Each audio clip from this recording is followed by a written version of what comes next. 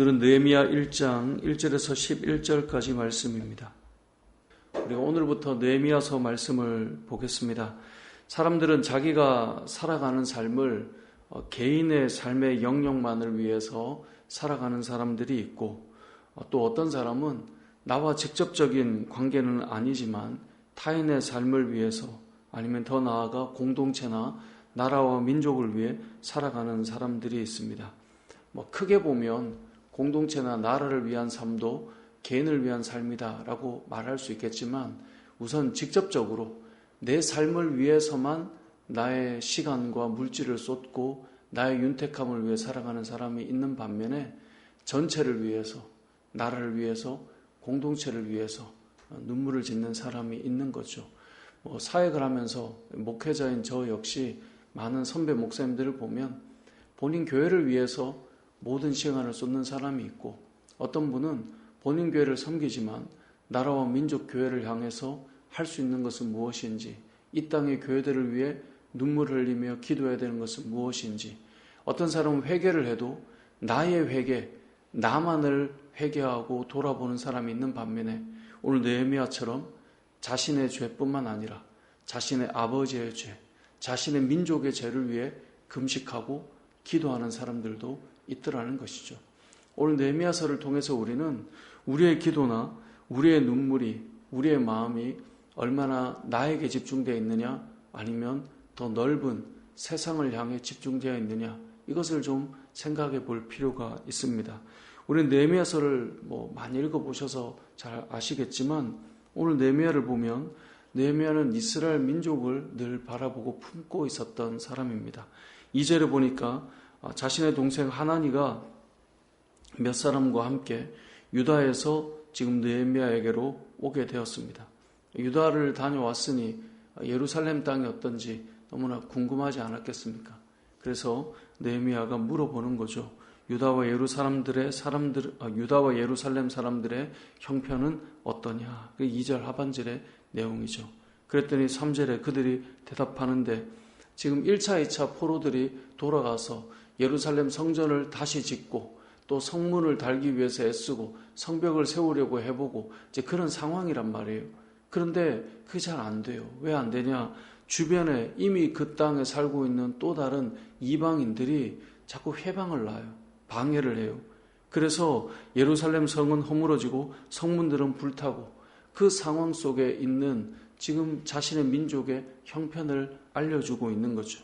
그러니까 이 말을 들으니까 느헤미야가 마음이 너무나 아픈 거예요. 느헤미야는 지금 페르시아 땅에서 이 고위 관직을 가지고 살아가는 부족함이 없는 사람이에요. 그는 넉넉했고, 또 예루살렘에 굳이 가지 않아도 될 사람이고, 굳이 관심을 가지 않아도 자기가 먹고 살아가는데 전혀 문제가 없어요. 그런데 느헤미야는 이 소식을 들은 다음에 4절에 보니까, 내가 이 말을 듣고 앉아서 울고 수일 동안 슬퍼하며 하늘의 하나님 앞에 금식하며 기도했다라고 말씀하고 있습니다. 자, 이것을 이 시대 우리에게 비춰본다면 지금 우리 한국 교회의 영적인 상태는 어떠한가? 이러한 이야기를 들었을 때, 이 지금 복음이 전해지지 않는 시대, 교회가 여러 가지 지탄을 받는 시대, 또 교회가 잘 서야 되는데 너무나 어둡고 아픈 이야기들이 들려지는 시대에 우리는 그것을 비난하고 판단하고 분노하는 게 아니라 이게 내 죄로 끌어안는 거예요. 느헤미야가 만약에 이 시대를 산다면 어떤 마음일까요? 이 모든 것을 보고 분노하거나 비판하고 판단하는 제3자의 자리가 아니라 느헤미야의 회개를 보십시오. 6절에 보면 하반절에 이렇게 돼 있어요. 눈을 여시사 종의 기도를 들으시옵소서. 나와 내 아버지의 집이 범죄했습니다. 주를 향하여 크게 악을 행하였습니다. 누가요? 내가요. 내 아버지 집이요. 우리는 3자로 뭔가를 판단하기를 좋아해요. 이게 문제야. 저게 문제야. 어떻게 저렇게 할 수 있어? 그 말은 뭐예요? 내가 그렇다는 게 아니라 저들이 그렇단 말이거든요. 그런데 지금 느헤미야는 그야말로 제3자예요. 페르시아에 있단 말이에요. 그리고 거기에서 고위 관직에 있어요.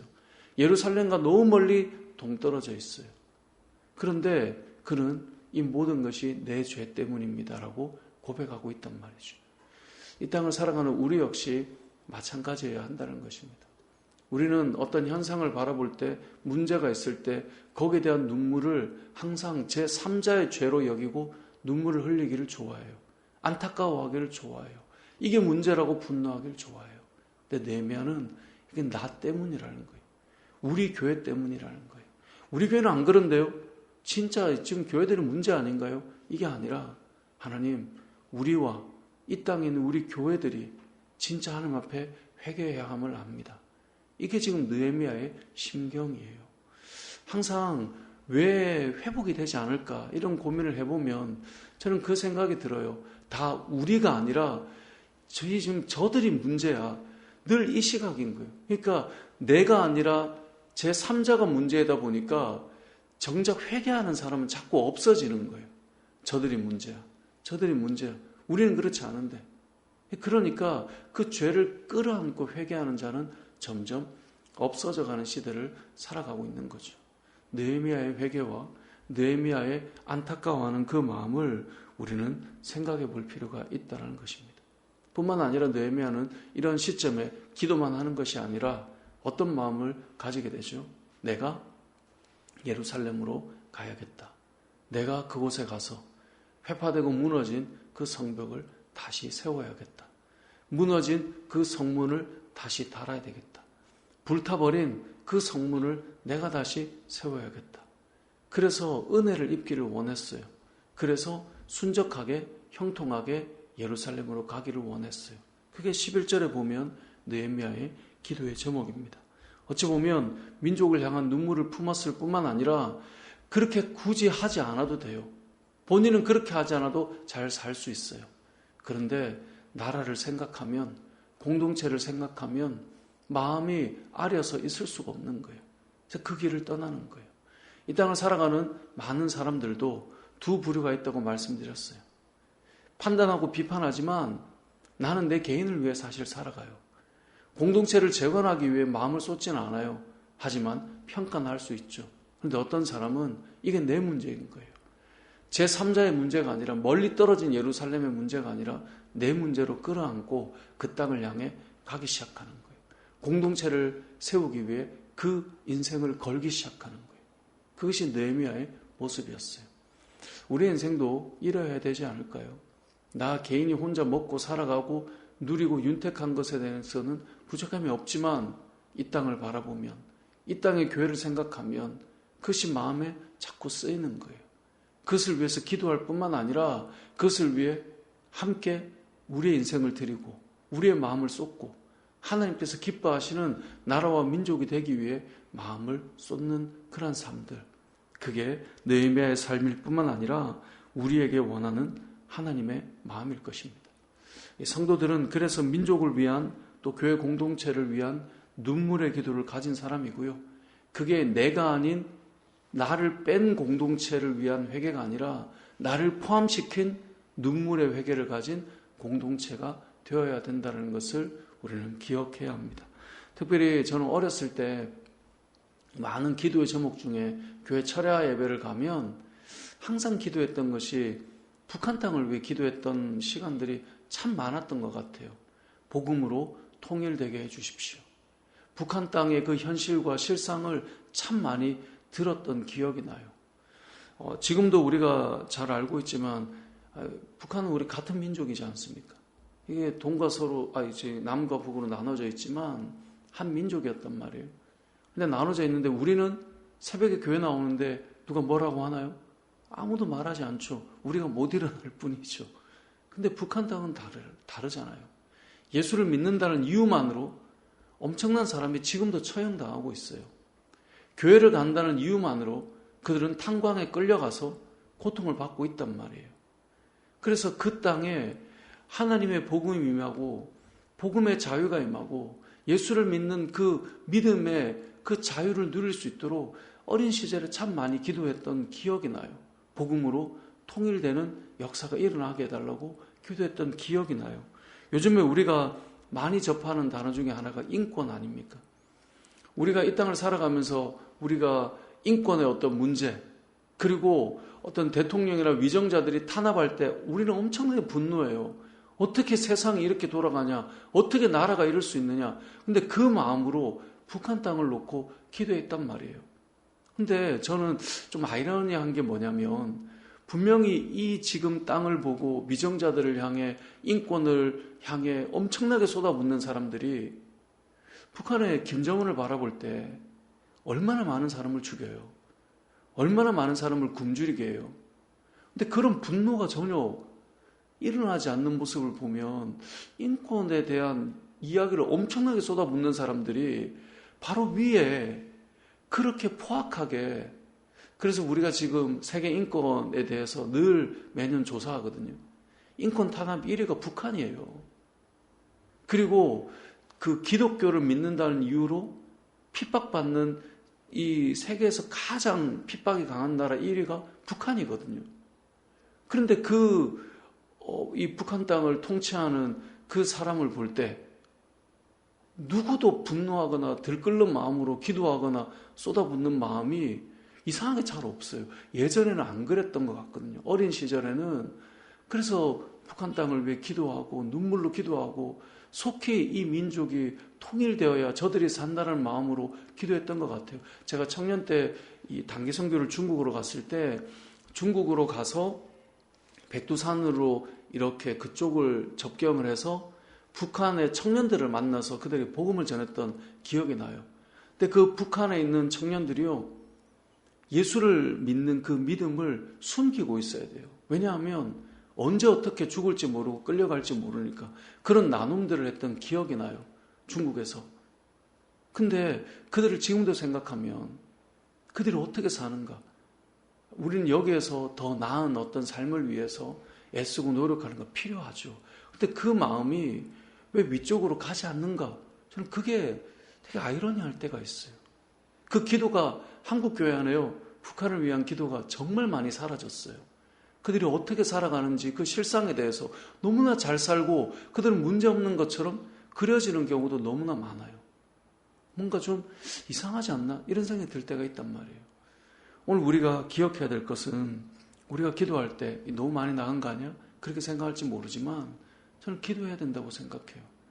이 민족에 하나님께서 이 땅 가운데 정말 남과 북이 하나님의 그 복음으로 하나가 되고 정말 그 땅에 평화가 임하고 그들에게 복음의 자유가 임하고 그들이 그리스도를 만난 그 은혜로 기뻐하며 찬양할 수 있는 그 날이 임할 수 있도록 기도해야 되는 것이죠.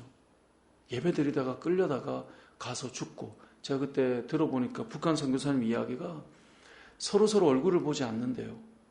얼굴을 보지 않는 이유가 예배를 드리다가 끌려가면 혼자 예배 드리지는 않잖아요. 누가 같이 있었어? 이 고문이 너무 심하면 결국 불게 된다는 거예요.